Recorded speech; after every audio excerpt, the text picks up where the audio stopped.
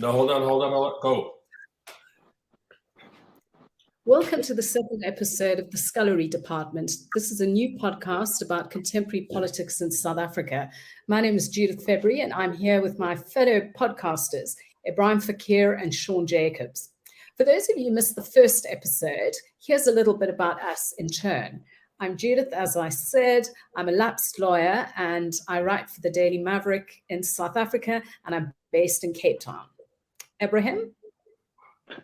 I do as little as possible, but I'm the director of programs at the OWL Socioeconomic Research Institute. I do a little bit of work in politics, civil society, and academia. Sean? So, merci, thank you. I like that both of you are imploring me to speak. I'm originally from Cape Town. I don't know why I said that, because neither of you said where you were originally from, but I live in New York City, in Brooklyn, for the last 20 years or so, but I'm as intimately involved as I can in matters South Africa.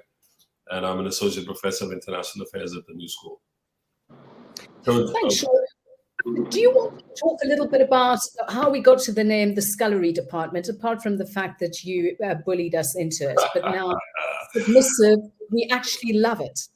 I love how this program is starting out twice with either people are like imploring me like, yo, speak. And then they call me a bully, but it's all good. So the name, the Scullery Department, in the first episode, I gave a long exposition of it, and I'd recommend listening to that episode again. Actually, in that episode, you'll also get a sense that we don't always agree. But here's the summary again. Scullery Department is a nod to the last tune from the first and only album by the Jazz Epistles, a South African ensemble, from the late 1950s and the early 1960s. Now, this is not jazz as in like Langarm. This is actual jazz. The band consisted of the great Kippie Moeketsi, Makai Nchoko, Yumasekela, and Dollar Brand. At that time, he was known as Dollar Brand or Ebrahim. And just about the name of it, in the interview at NPR, which is the American public radio network, the South African jazz writer Gwen Ansel asked Moeketsi, who actually composed Scullery Department, what was it about? And he said that it referred to Black musicians who were good enough to play for white patrons in a restaurant, but was only allowed to eat and sit in the scullery in the back kitchen. But that's also where they would come up with all the great ideas for the music. And in fact, the scullery also refers to the place where the messy work is done, the messy work of food preparation and ingredients are prepared for cooking. And so we thought that this was a good title for the podcast, because we're doing the messy work of getting to grips with contemporary South African politics. But for me, it also resonated with the saying, my mother was a kitchen girl, my father was a garden boy, and that's why I'm a communist. So, right, the three of us, and why we're doing this podcast very briefly, we met in the late 1990s into 2000s, and we all worked together at the Institute for Democracy in South Africa, IDASA. We had plenty of disagreements, but always had very good, enriching conversations. And so why not a podcast? But enough about the past and enough about us to today.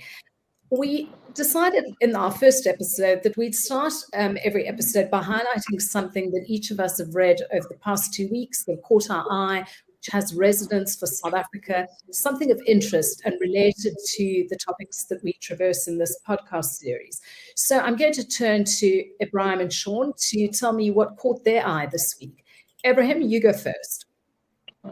Well, unlike the two of you, I'm not a very voracious reader, but I had to read something in preparation for a seminar which was held by the Electoral Commission, which was this old work called Wars, Guns, and Votes by a guy called Paul Collier.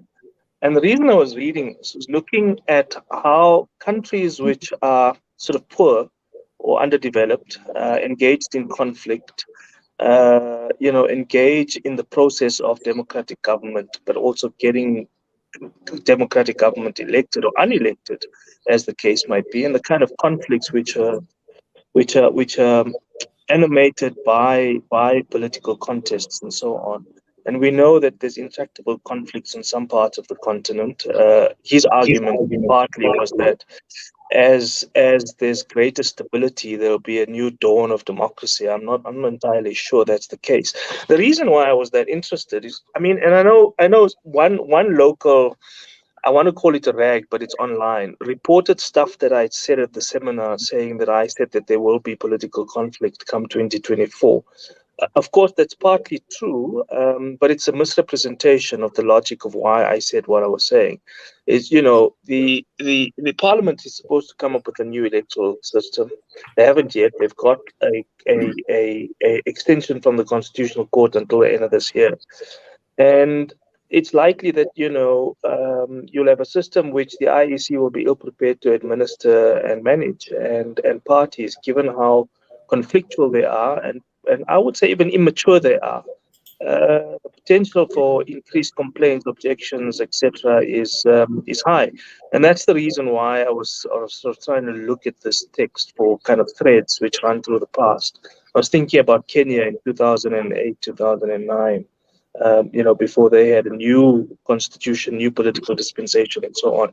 But enough about that. Sean? Who was the rag, by the way? The initials at the end. You got a name and shame, Ebrahim. You got a name and shame. It's the Daily Maverick. I think look, it's not I wouldn't say it's not wrong. I didn't really get it wrong, but there is a bit of a misrepresentation. Sensationalism, maybe. Yeah. Maybe a bit of. Yeah. At some point, we'll have to discuss the South African media, like the way they write stories. I know you guys probably see me in the WhatsApps, always complaining about journalism in South Africa. But in any case, so what did I see or hear about? I think the thing that I didn't read a book. It was actually a film. It's an older film I finally saw it. I've always heard good things about it. Came out in 2018. It's called Dying for Gold. And it's directed by Richard Paklepa and Catherine Meiberg, who I know is a very well-known South African director. I think Paklepa is South African and Namibian, but the film itself is really about workers who have contracted silicosis and tuberculosis on the mines from inhaling like the dust, because the work they do is very labor intensive. They often don't have protective gear, and then when you get sick, you are sent home to go die. So just in two quick sentences, the way mining has historically been organized in South Africa is that the reproductive function, like taking care of people, that's happening in another place in the rural area, where often your partner, your wife lives with your children. And so when you get sick, what the mines often do is just send you home to go die. Now, not just in South Africa, Namibia, particularly Mozambique, and Zimbabwe. So the film itself just tells a series of these stories of these men who had gone to Lesotho also, Lesotho. And generationally, like there's like somebody like your father would get silicosis, tuberculosis, would die, and then a son, because there's nothing else to do, there's no other work in these places, takes the same job and goes to Johannesburg. But what the film does really well, or the area around Johannesburg, is that it just shows the long history of this, of these white recruiters going, their relationship with local chiefs. I mean, a lot of through the labor bureaus, it still exists, it still continues, and you just realize that the story is not going to end. And so the thing that's really, for me, the takeaway was, and I know I don't want to preempt what we're going to discuss today, but there's still an insistence in South Africa, particularly within the South African state, on the mineral energy complex as like the driver of the South African economy. So it's not like, and it's polluting the water and the soil, but for some reason, and as we know, like in more recent times, the major state murder of people live on television was Marikana. So, death, destruction of the environment, and just unsustainably an unsustainable economic model, but yet there's an insistence on this. So the film leaves you kind of depressed. But I would recommend that it's really necessary watching Dying for Gold. It's a documentary. Okay. Great, thanks, Sean. Well, since you're not going to ask me what I read or thought about, I was so traumatized by my choice, and I think you guys were too. So I was like, "Yo, let's take a moment."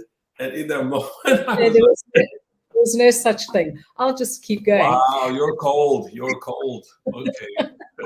Sorry, workers die, says Judith. So sounds like a Daily Maverick headline, but let's move on. Look, I do occasionally write for the Daily Maverick, I just say. So what I was reading this week, well, it wasn't actually reading it this week. It was a lecture that I listened to, which was the Nadine Gordimer public lecture. And it was given this year by Mandla Langa. Well, it was on the 23rd of September. And it was very interesting. It was called The Vocabulary of Witnesses. And essentially, it starts asking the questions, the old question, who has the right to tell our stories?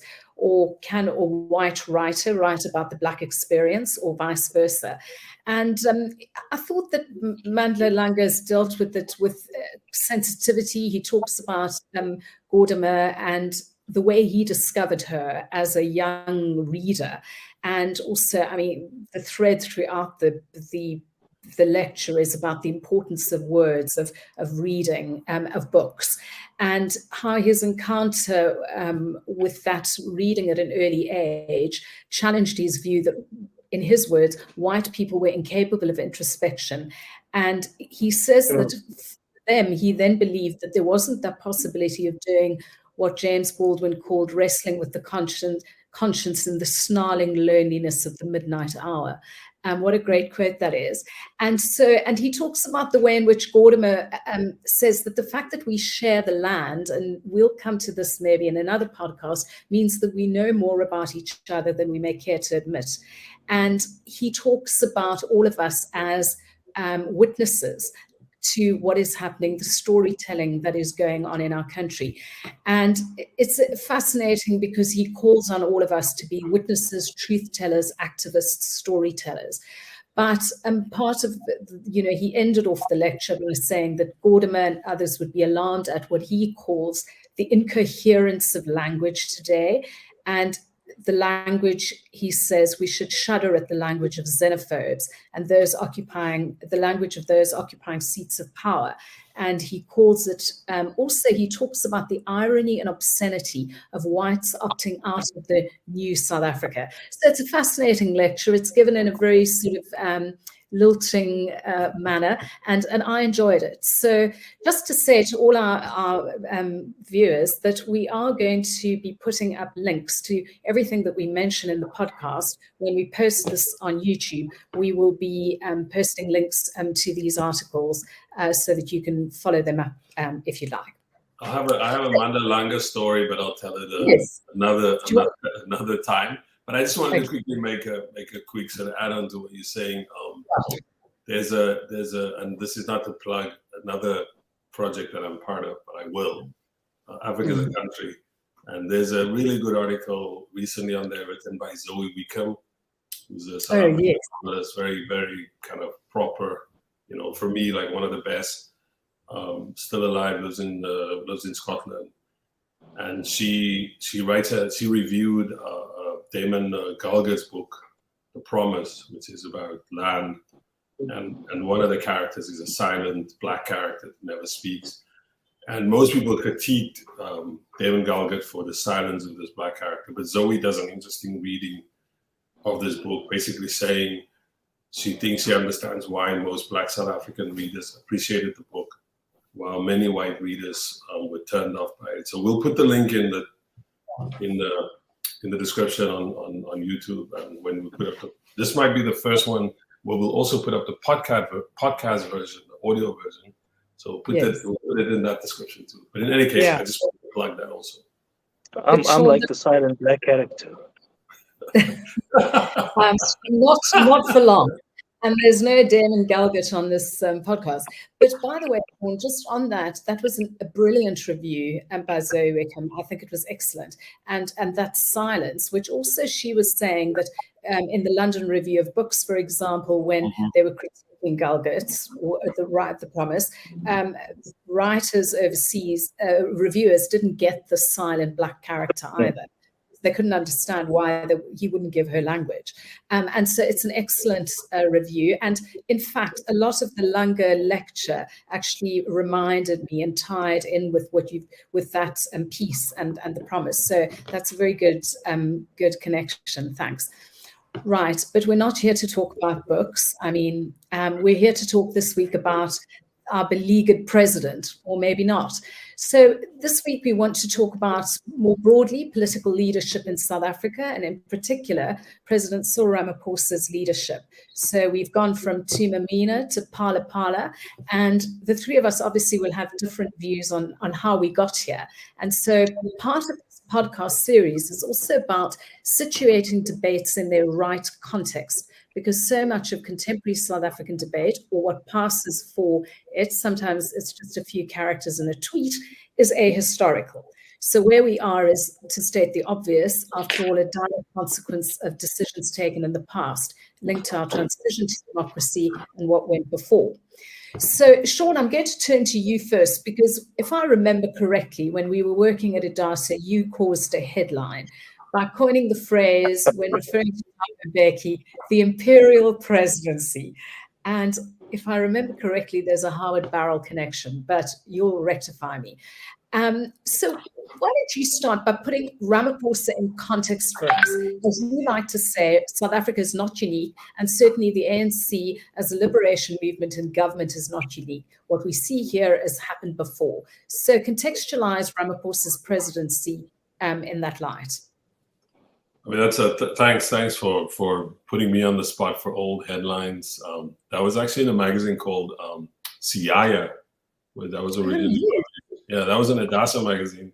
Shout out to Kerry Cullinan, Moira Levy, I think Janet Levy, Sipho and Gwema. I don't know if you remember Sipho, who went to work for the National Prosecuting Authority. We all worked on that magazine together. So I wrote this article about Mbeki. But just to sort of provide context, so you have a new South African, and I think this will make us, for me, this is how I would try to understand Ramaphosa, perhaps, and I'll be quick. So when you have the end of apartheid and you have a change in the power of the presidencies, but remember with South Africa, the idea of a president is really, I think it starts in the 1970s because before that, the prime minister, in white politics, the prime minister was way more powerful, right? Since the Union of South Africa. I think it's in the first state presidents come in the 70s. I remember them because I'd watch their funerals on TV. Like, we were made to watch their funerals. But then P.W. Botha is the one that changes, I think, the constitution and creates the position of like a powerful state president. What's ironic is that when Nelson Mandela came to power, I went back today to read an old piece I wrote about the so-called imperial presidency, and you'll notice that Nelson Mandela's office apparently was way smaller than Thabo Mbeki's. Actually, it was smaller than de Klerk's. De Klerk had more staff because at that time, remember, you had, in terms of the constitution, you would have a president that any party that had, I think, above a certain threshold could appoint. I think it was more than 80 MPs. You could appoint like a vice president to the country. So de Klerk was the vice president and Mbeki. But it soon became clear that the real power was with Mbeki. And so to make a long story short, there was a lot of reforms even while he was deputy president to make his office more powerful. And Mandela had a role in this because, Mandela was old and he's president. By the time I think he became president, he was already in his late 70s. He wasn't the most healthiest person at that point anymore. So Mbeki did run the government. Now, there's nothing wrong with having a more centralized presidency, how you run a country, like at the level of the executive, because you have better decision making I remember there was, one of Mbeki's arguments was, it's better to have this kind of, he had a coordination unit within the presidency that would, because I think he said finance is foreign affairs is not just the department or the Ministry of Foreign Affairs. It's also finance. It's also trade and industry. It's also health policy. So he was, on that score, he was right. However, the charge of imperial presidency was that he centralized the presidency because he had a project. And as we know, right, we don't want to go over all that again, but his argument was to transform South Africa. He wanted to do it on two fronts. One, he wanted to create a Black middle class, right, through his Black economic empowerment project. And so in order to pull that through, they had to be like the one pushing it had to have, control and power over that process. And second, of course, there was the way that he related to the rest of the continent and South Africa's role in it. And again, it wasn't just all altruistic. It was also about South African interests, business, military, arms sales, etc. So the charge, but over time, as he became, and I'll get to Ramaphosa in a second, as he became he had less and less control over the apparatus of the political party of the ANC. That's why he was being accused of being centralized. Like that method of running government also seemed to spill over into how he ran the party. And as we know, eventually he gets dislodged by the party in, I think it was 2008, when he's removed. There's an interim president, and then we have Jacob Zuma. Now, to fast forward to Ramaphosa and this whole idea of so what does Ramaphosa represent? Some people might actually argue it would have been like interesting or useful if Ramaphosa acted like an imperial type president. And this people should not misconstrue the idea of an imperial presidency. It's not saying somebody's a dictator. It just says like there's at least some form of centralized political decision making. The idea of who the leader is and the leader's vision for the country. But instead, what we have is like you have very little decision making. Mbeki at least fired Zuma. When over the arms deal. Of course, there was other things here about political contestation. You're a rival, but there was some decisions being made.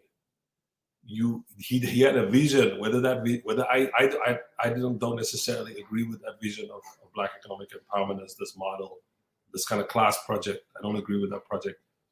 What you find instead under Ramaphosa is and we should break this down at some point, but people's belief in the state and in the institutions of the state are very low.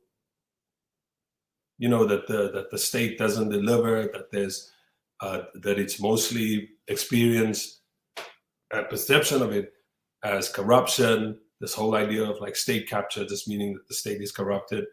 And so people begin to question the state, and what we then offered instead, I'm not saying there's other factors, but this one of the fallouts of that process is everybody's beginning to argue for privatization, let the private sector run things. So what Ramaphosa instead has done is not to run the government in such a way as to affect a certain kind of policy or politics to transform the country. Instead, it feels like he's not doing anything. He's weak. He's the control of the political party. He has very little control over it. It feels like the same people that came with Zuma, he's sort of trying to placate them. I think he got like 51% at the Polokwane conference. So he wasn't in charge really. So he brought some of those people on with him. And so he's in a much weaker position than Mbeki ever was as a president. So just if you look at it from that perspective. So that I think that I'm not sure if that's where we're going, but for me, that's how I just to throw it out, I would start with that.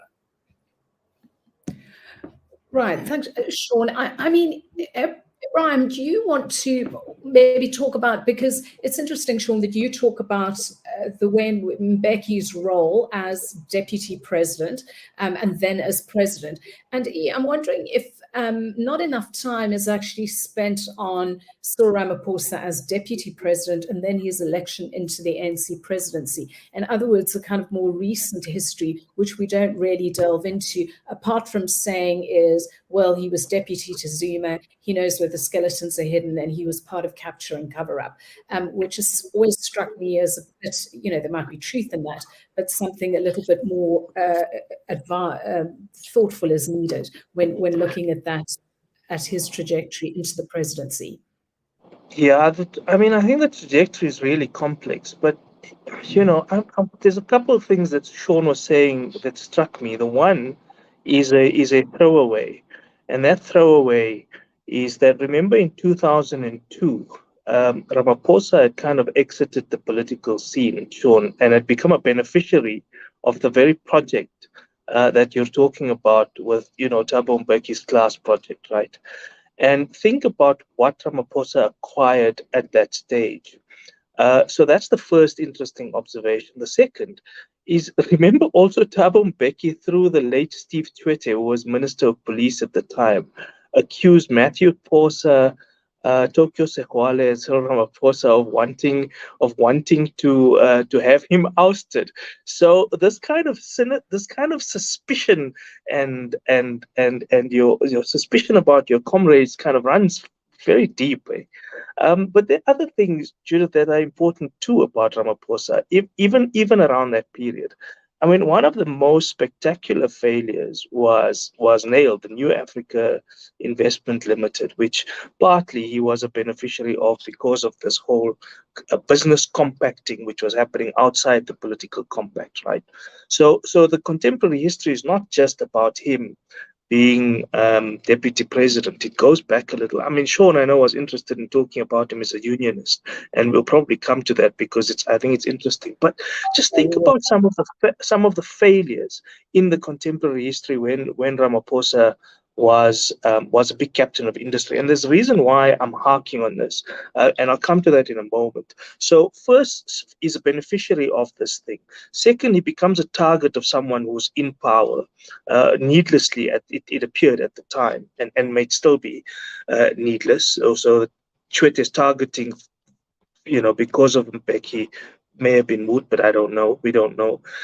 Third is, in being a beneficiary, NAIL went belly up. But two other interesting things. Marikana aside, he was also the biggest minority shareholder in MTN. And MTN ran into trouble in Iran with this kind of Turkcell deal, and then in Nigeria as well, and so on. Now, why am I bringing this stuff up, including Marikana, the most egregious? Is because there's been evasion of your two favorite pet subjects, Judith: oversight and accountability. When he's on these boards, there's an absolute failure of accountability. How else do these companies get into such trouble? So there's very little oversight at board level, at that strategic level. On Marikana, there's absolutely no accountability, etc. But now you come and think about what happened, and Sean picked up on this when he becomes deputy president of the ANC. He sits through all of that, through all of the years of capture, and is party to the fact that the ANC uses its majority in extremely crude ways. Because if the ANC did not abuse its majority in parliament, you may not have actually needed a Zondo commission. Some of these problems could have been addressed way before that. So again, Ramaphosa just adopts this posture of like complete unaccountability, a complete lack of oversight, both inside the party and institutionally through parliament, right? So he blunts parliament. But unlike what Sean was arguing, he doesn't, even though he blunts parliament while he's deputy president, he doesn't blunt it for the purpose of having executive-minded government or having a preponderance of the executive over parliament. So he doesn't harness that, which he could have, because he was part of the people who was blunting parliament, right? Now, in some ways, that's good because he's thinking, okay, maybe I can have an independent parliament, but he doesn't. And Sean touched on the fact that he kind of wins in 2017 when he becomes president of the ANC by a slim margin. And I remember writing something at the time saying, I thought that this guy was going to be caught between paranoia and paralysis. Paranoia because he's constantly looking over his back. He's got his own comrades who are deeply suspicious of him, who believe that he's a complete sellout. Those are their words, not mine. Remember, Ace Makashule at the time says, we only 4 short years, comrades, and then we get our ANC back. Well, back from who? So these are not inventions we're making. I mean, this is inside his own party. And I'm afraid I don't always like to be correct, but I think in this instance I was proved to be correct that he was caught between paranoia and paralysis. It's paralysis in the sense that there's very little movement in government. Now, people are going to say, look, you know, McKinsey are paying back. The stuff from Bain has been recovered. They now are even banned from doing business in government. The Zondo Commission completed its work. There are some prosecutions which are going to happen. All of that aside, there's no discernible movement. There's no discernible movement under Ramaphosa. And if you think about the blunting of independent institutions like Parliament, Judith, you know, you just think about the most recent scandal in Phala, which is stuff that you follow quite closely. Don't you think that there is a very similar vein of behavior of the caucus used by Ramaphosa in the same way that Zuma did? The ANC caucus continuously protects him from answering any questions on Phala. Yeah, I mean, you've raised a lot of really interesting points there, and just we'll get to Phala, but you're absolutely right. So less transparency, less accountability, and also this the idea of of Ramaphosa not harnessing that executive power when he possibly could have. I mean, I think that's fascinating. And also the point about business, his record as a businessman. I think we tend to think, well, if someone is fabulously wealthy, they must be good at what they're doing and they must be successful. And also wealth is often tied up in ways that, are more complicated than we know. So, Sean, I don't know if you want to, we'll get to Phala, if you wanted to respond to some of what Ebrahim was said. Just a couple of things I want to make 2 quick points about why he was targeted, and then to this point about they don't trust him. But before, and I think part of this is the part of that story. So part of that story I think has to do with his own sort of position. So a lot of people, I mean, some South Africans know this, but given how people often have very short memories in South Africa, they forget. So this is a guy who comes from the trade union movement. I think he wasn't a miner necessarily. He was like a trade union official. He was a lawyer who worked with the National Union of Mine Workers. That's kind of his political, that's where he comes from, right? But here's what's fascinating about that. So he leads them in that strike of 87, which is there's these great strikes in the east of South Africa. In the late 40s, there's a strike on the mines. James Phillips and others come from that. That's before the Defiance campaign. 87, there's this big strike. Noom loses the strike, but Ramaphosa emerges like as a political leader out of that. But here's the crucial part. He emerges as a leader of the internal politics, of the UDF. I know people sometimes say, oh, that was the internal ANC, but that's not really how those people thought about themselves. They thought of themselves as a kind of independent left. They ceded the leadership to the ANC at that time. And in doing that, they gave the ANC almost sort of the right to sort of dictate to them now, okay, you're falling under us. And then the ANC demobilized them. But what I'm trying to say here is that suspicion about him, and South Africa is a weird place in which there are short memories, but at the same time, the way people think about politics, they hold these, every time there's some difference of opinion, all the old grudges and oppositions will come up. So the ANC that comes into power in South Africa is largely the ANC of Robben Island and the ANC of exile. Ramaphosa comes from the UDF, the national, the Mass Democratic Movement. There's weird, I feel that some of this sort of like I don't like this guy. He's not our guy. We're taking our ANC back from him, relates to some of that. He comes from this other grouping. Secondly, he is the one negotiating this constitutional order that we inherited, along with Ruth Mayer from the National Party. People again underestimate like how that thing played out and how it was projected to us. You know, these two improbable figures holding the country together, making a new country. I think in the end, that also, as the sheen of the new South Africa wore off, and people, fees must fall, get some credit for that, but also within the ANC, that sheen wears off. Somebody's got to be blamed for like the predicament we're in, the crisis we're in. It may have something to do with that, and also with other stuff: state capture, corruption, lack of political will, not doing what Ebrahim just said, not actually using your executive power to effect change. But then those things are blamed, and he becomes an easy target for that. And the last one on this quickly just is, Judith mentioned this again also quickly there in passing. There is a tendency in South Africa, because people are tired of state capture, corruption, state inefficiency.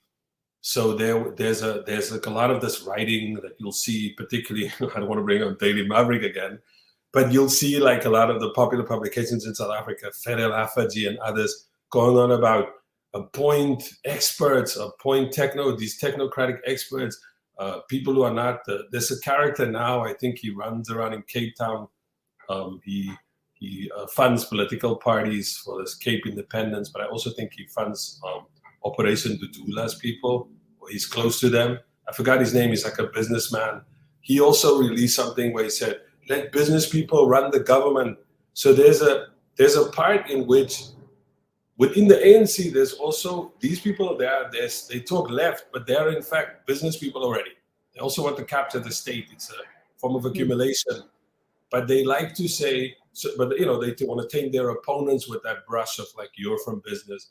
And I think part of Ramaphosa's problem, so waffling on that point, but part of his problem is he is very well loved by the sort of liberal consensus in South Africa, the sort of the centrist consensus within the media. This is what I'm saying, this kind of, these sort of thought leader politics. And they like him, and that also doesn't help him in the ANC. So his problem is like he came from a constituency that I went to high school at that time, and then I went into university.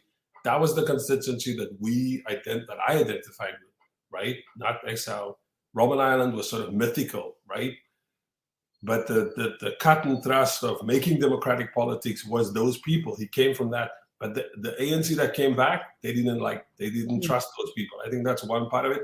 Secondly, like I said, there's this problem that he has, that he's associated with the negotiated settlement. And then the final point is he is associated with Marikana. Like I think he's a non-executive board member. And there's this story that he was involved in phone calls that said, we must, resolve this thing. We should, but against the workers. And again, this kind of, the people who have this posture of being radical, they can, I think they would have turned on the workers too, but they use that against him. So he's just, if we want to talk about political leadership, he's hamstrung. I like Ebrahim's phrase about between paralysis and paranoia. Paranoia, which I think is the title of the episode. That's his problem, and it's compounded by it. And you have to know South Africa's history, South Africa's political history, and its recent political history to make sense of it. And Ebrahim also said something else, which I think we often forget. Just how this style of politics now, openly people are contesting and they're undermining the president. No, this has been a feature of ANC politics, not just with the Steve Tshwete, and I'll be quick on this, not just with Steve Tshwete when they're in government concocting plots against Mbeki, but it goes back from when the ANC comes back from exile. Like there's, Ramaphosa tried to stand for leadership, I think in the one in 91, and then again, I think the next one, which I think is it 94? So there's the first one, 91 is Durban, is 90 or 91 in Durban. So at those various congresses, there's like open contestation about who should be the next leader of the ANC. I think it's Ramaphosa, Zuma, Mbeki. Chris Hani is also in there. And then there's like compromises like, well, let Walter Sisulu stand as national chairperson. So there's lots of compromises, but all that open contestation, Mbeki or Ramaphosa as the successor of Mandela, that's the ANC. I think people act like, oh, this stuff is new, it's only happening now. It's just that I feel like, for better or worse, Thabo Mbeki, it felt like Thabo Mbeki, and I have issues with his class project, his political project, his AIDS denialism, but he somehow seemed to be better at that game to affect the kind of political change that he wanted. And I don't feel like I'm getting that with Ramaphosa. Yeah, that's a good way to wrap that point, Sean. I mean, this point about the open contestation of power.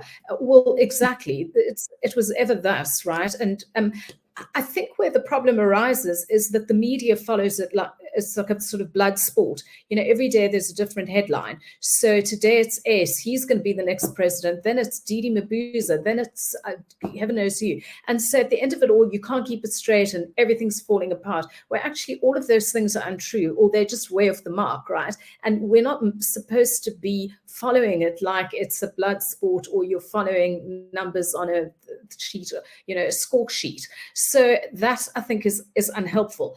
But the point that I want to make to both of you is, so Sean, also your point about the technocratic nature, I completely agree with that, but also our desire to need a hero to save us. How many times have we not heard people say, well, we think Thuli Madonsela should be the next president because, she was such a great public protector. Well, she was doing her job, and no doubt she was brave at the time, but this is a completely ridiculous suggestion, right? So, but because, how does one, even do that? Thuli fans are not going to like you, but let's keep moving. Well, I think it's a realistic point. I mean, we're looking to one individual to come and save us. I think that's a problem. My issue around Ramaphosa, and you two can argue with me on this, is I think when he came in, Sean, despite all of what we've said, there was this rump of society where we were so tired of capture, we're so tired of corruption. And we just think, right, we know Ramaphosa, he's pretty compromised, or, he was part of it, but he seems urbane, he seems all of those things, he talks a good talk, the Constitution, he's charming.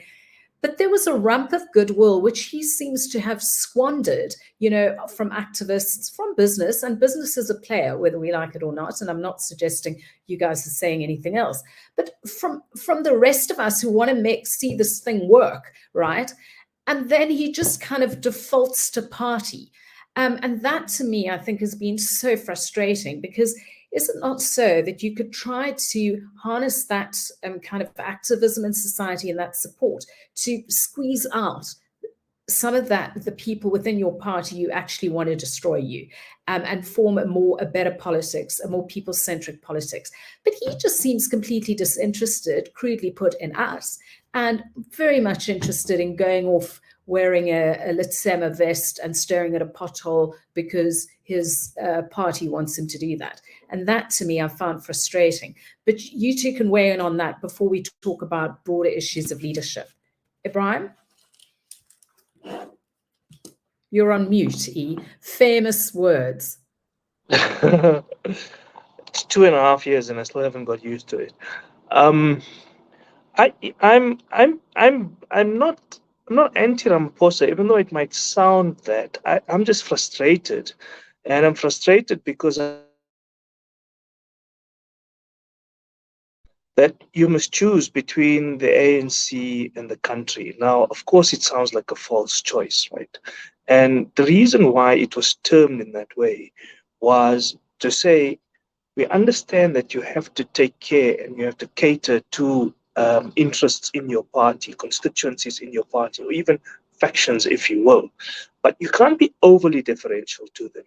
And I think what his problem was that he did end up being overly differential to the party. He's even on record and saying, if I'm going to be judged, I will not be the president who ensures that there's a split in the ANC, or that I will never preside over a split in the ANC. But the reality is that if that split was going to serve society, why would he not do so? Number one. Number two, there was a clear choice on some issues.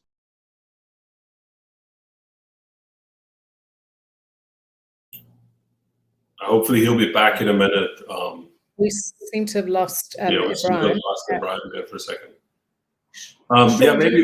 Maybe until he comes back, maybe I'll quickly give sort of my spiel on that. Just quickly, when you were mentioning Tuliman and Sela and the kind of way that we have these eminent figure in politics, like this individual is going to save us. She actually wrote an op-ed I saw in the last couple of days, basically praising Rwanda, which I thought was like a very strange thing. But even there, Ace Makasule has done that. I think in the last election, Tito Mboweni, where they say, "Oh, the ANC is going to go on a drive to clean the streets, Rwanda style." Ramaphosa has praised Paul Kagame and Rwanda. I mean, it's just so. And this gets too quickly to link it again to something else you just said, which is. And my larger point here is when you said that the so-called analysts that we get when we listen to them on the radio, podcast, we watch them on television, what we get from them is sort of leadership as horse race. So I was, leading up to this episode, I do watch. I go on YouTube and I'll watch like SABC like once a week or ENCA. Yeah. I know for my sins that I'm just like watching them and kind of trying to. Because the world's not bad enough, right? The world's not bad enough. I gotta go watch these interviews, and they bring on these analysts. They'll just reflect to these people. Some of them I have to Google like, who is this? And again, that's not because they're unknown, but because I haven't been in South Africa. I don't live in South Africa regularly, so I'm like, who's this analyst? But a lot of them just do that. Well, isn't it interesting? There's now 5 people running, and they name them and they list them. They don't tell us anything about. This goes back to the Rwanda point. To any of these people, like, what is their vision for South Africa? We don't get any of that. All we're getting is basically these people are they want to be leaders. They want to run the country. We don't know what their project is. Like, why? Well, maybe it's economic self-interest, because that's the analysis is that the way you accumulate wealth is you accumulate wealth through the state, because there's a lot of money in the state. The procurement budget of the state is in the billions. So the point, if politics is about accumulating wealth and the state is the space in which you accumulate wealth, then you need to get into some, political position. So the analysts, they're just kind of reflecting that this is about a horse race. So I'm not blaming them, but it's just kind of sad that that's all they do. And they don't tell us anything that what is different about the vision that, say, Lindiwe Sisulu or Mkhize, the former health minister, what is his name? Willie Mkhize, yeah. Who accused himself of like various corruption charges. I think he got fired, although Ramaphosa then congratulated him or something. That's what you don't know. What is their vision for the country? What are they going to do about this crisis that South Africans, are experiencing, electricity, housing, and whatever? And it just becomes like, oh no, it's just so and so is running, so and so is running.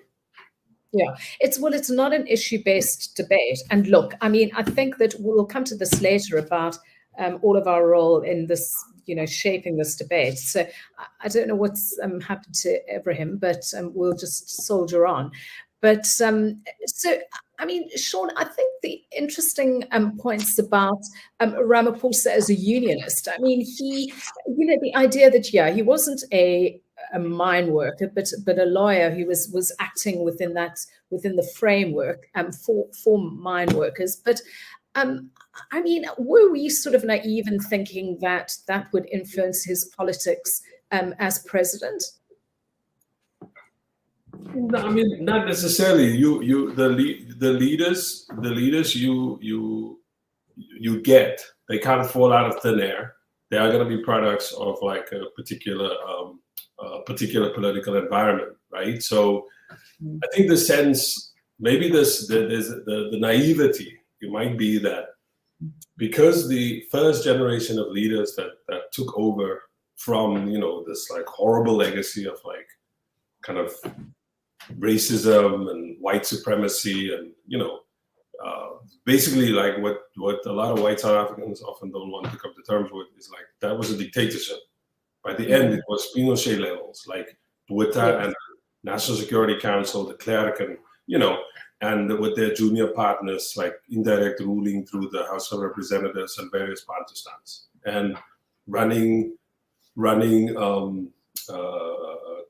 proxy wars in KwaZulu-Natal and in the Rand and so on. So when the ANC came into power, this first generation of ANC leaders as a collective, when they stood there, Grote Schuur minute, you know, Pretoria minute, negotiations, the way Mandela is like impressively like destroying de Klerk in the electoral debate live on TV, you're watching it with your mom, and your working class mom is like appreciating this guy's like style, and you know, in a way he's taking on just the arrogance of this white guy or whatever. So like, or even before that, Mandela, Codesa, just going after the NP, the way the ANC outsmarted the NP at Codesa, Ebrahim Ismail Ibrahim, the other one who was Muhammad, the one who was the Minister of Environmental Affairs, Vali Musa.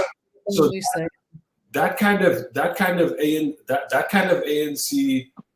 ANC leadership, because as I said, you only can work with what you got. Because we got this very impressive first generation of post-apartheid leaders, and a lot of them, for some mistakes they made later on, and Mr. Mac Maharaj, but these people, when they came in, they were super impressive. So often our assumption was the next iteration will be as impressive as that first one. And what I quickly want to say here is like, what we then quickly realize is like, the attrition is like, it's like Bafana. They win the African Cup of Nations, and then they just keep going down. And this is my feeling, something of the team that's running stuff. It's like who we got and who we inherited, but the team that we got, it just feels like it never got better. And Ramaphosa for me he is what he is because he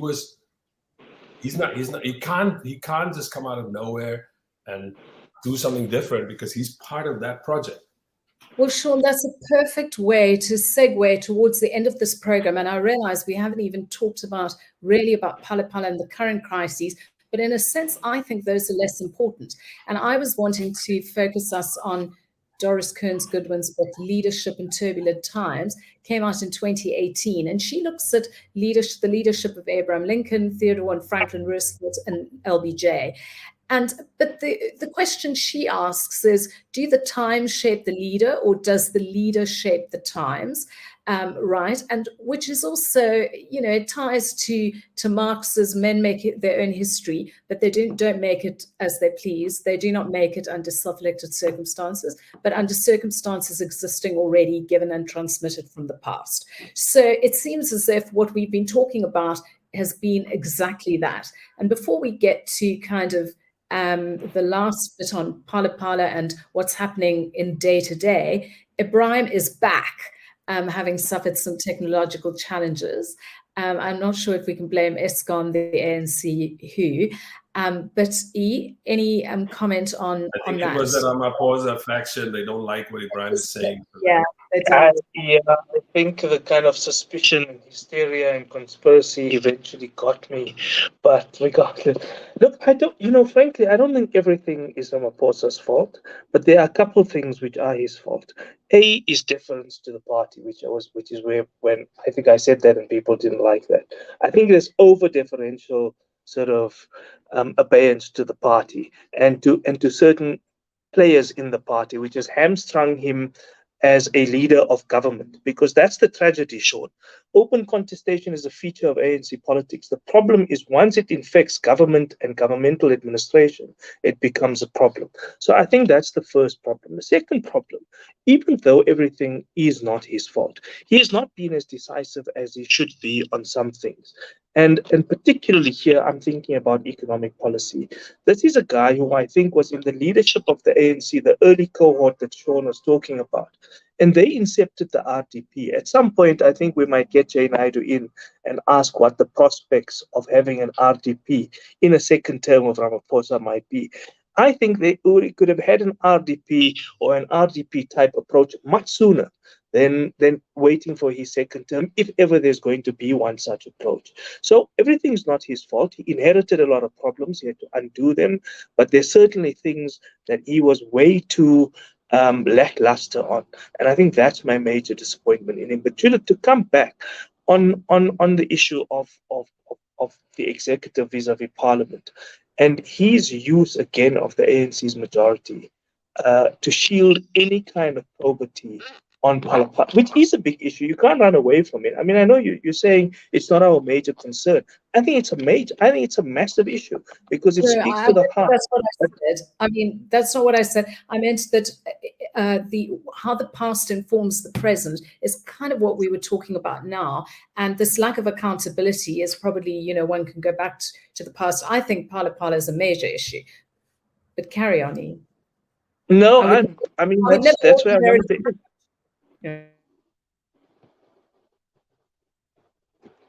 I think you muted yourself, Judith, while you were finishing. Yeah, I said I would never ordinarily interrupt E. Go ahead. Well, no, I mean, I'm kind of done. I'm just, I'm hoping that he'll be much more decisive. I hope he does. For lack of any other alternatives, he gets a second term. We can't have the kind of politics of vengeance and revenge and the kind of crude race-based politics that some parts of the party are talking about. Yeah. We can't have the kind of institutional ambiguity and politicized uncertainty that we're seeing happening in Joburg. I think he's a more steady hand, despite his lackluster performance, despite the prevarication, but he has to move beyond this kind of paralysis of actually being more decisive. But and if he affects the party, so be it. Just quickly on my part. Yeah. I'm not sure why we're quoting Doris Kearns Goodwin with her own with all the allegations against her about appropriating other people's work. But let's move on. The problem, I think, just to sum it up for Ramaphosa, is that he is at one end. I love this thing that Ebrahim wants, like second term, he'll come and he'll bring us the RDP. That's just classically how this stuff plays, which is like we're supposed to wait for this. Like when he doesn't have the thing of a third, because there's no third term hanging over him, then he'll finally deliver for us. I don't think it's going to happen. If anything, what we learned here is, and I think that crucial point was, you got just above 50 at Polokwane. He's never had a consensus behind him. He's from day one. There's been people in the ANC who don't think this guy is their real leader. He doesn't come across like he wants to govern, or maybe I'm just. It just does this. There's just a feeling that there's a lot of lack of political will to do something. But then what you get by default is neoliberal government, paralysis on dealing with corrupt elements, getting rid of them. I think that's the unfortunate thing that you end up with in South Africa. Well, okay, chaps, I think we've got to leave it at that. I mean, there are questions around Pala, of course, and those allegations, which I think are serious. Just on Doris Kearns Goodwin, I knew that Sean wouldn't like that. And so I had in my mind the last question that I wanted Doris to Kearns Goodwin never listens to this.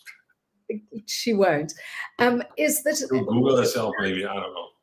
Perhaps sort of self-reflection is, were we all cheerleaders because we so much wanted this presidency to work? And I think that for all of us who write and say things in the public domain, we also need to have an honest rendering, perhaps of our desires. I mean, I speak for myself here, to pin our hopes onto one individual. It's almost something about human nature that wants a savior. But I don't want to prolong this. No. I also think that's, okay, I would like to hear what Ebrahim thinks of this. I think that might be an unfair question. Here comes the differences now. Come on, Judith. If you're going through Jacob Zuma, yes, for 2 terms, yes, daylight robbery and whatever, however you wanna talk about, they're reactionary elements, they want the country to fail. That whole project, they wanted the country to fail deliberately. So when you're wishing for something else within what is politically possible, when he was being presented as a possible leader, he presented something different. When we knew his limitations, that he wasn't gonna bring a radical transformation of South African society for what we wanted. But the point is, from that position, there was who else was on offer. It wasn't like Chris Hani was around running for president. So I'm not making a fight here. I'm just saying I'm not sure if that's a fair question from that side. I think it's a fair question. I think the answer is also a fair one. So, whereas, I mean, in a way, I'm playing devil's advocate because I think one always has to test oneself if you're putting things out there. So, and I think about it for myself, in writing about it. So am I now, because I'm disappointed, should I have had, a lot of people now say, oh, well, you should have known that this was how it's going to turn out. If one wants to approach the world in such a cynical way. But I think that is probably a question for another podcast series, guys. So I think we're going to have to wrap it up. And it's been a great sort of 1 hour of freewheeling and also of losing E and then getting him back onto the podcast. So thanks to everyone. Today, by the way. He was on top form today. He was on top form.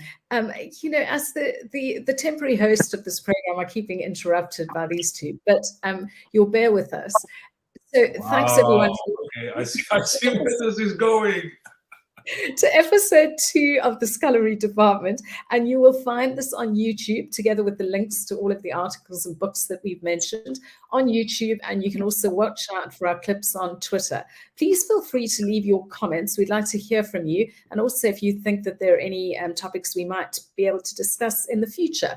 So until next time, I'm going to sign off from Cape Town. That's Bye it. from Johannesburg. Bye, people.